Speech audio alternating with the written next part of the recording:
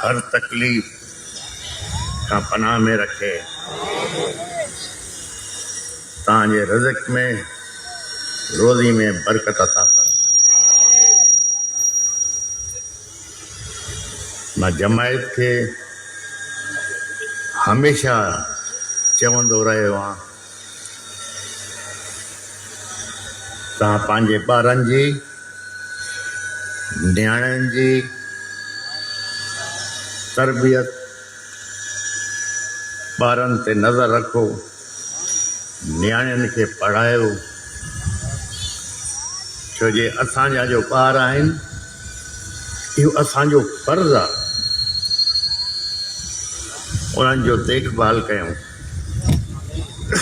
इहो असांजो फ़र्ज़ु आहे।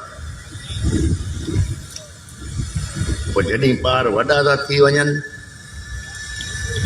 पोइ उन्हनि जी क़िस्मत आहे।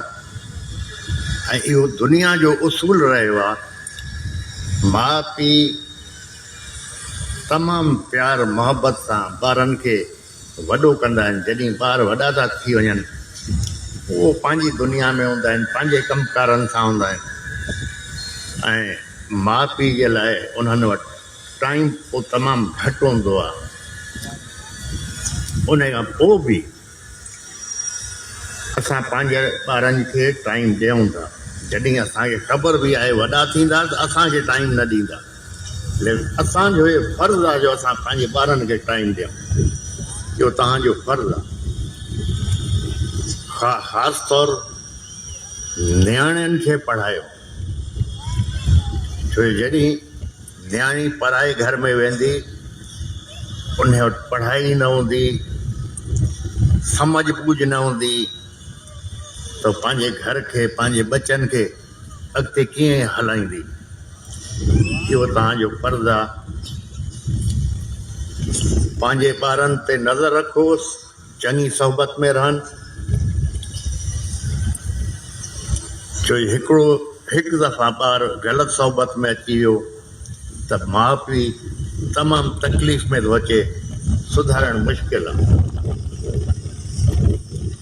जॾहिं बि तव्हां वांदा वेठा आहियो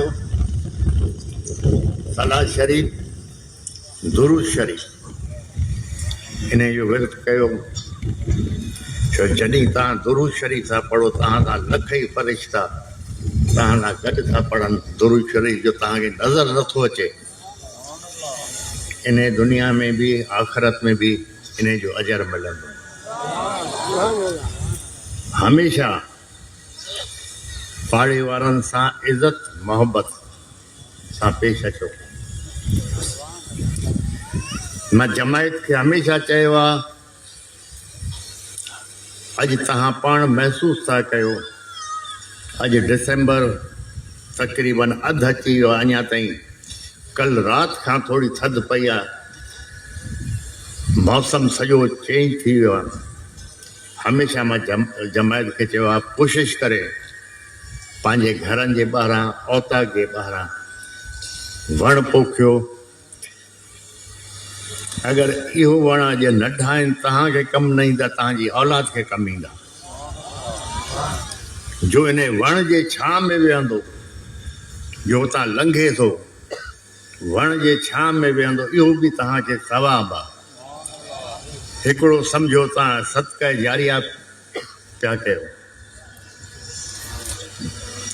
हमेशह नमाज़ खां पोइ पाकिस्तान जे लाइ, दरगाह जे लाइ, जमायत जे लाइ हमेशह दुआ गो रहो। पाकिस्तान जी फ़ौज जे लाइ हमेशह दुआ गो रहो। अॼु जो असां इज़त सां पिया घुमूं,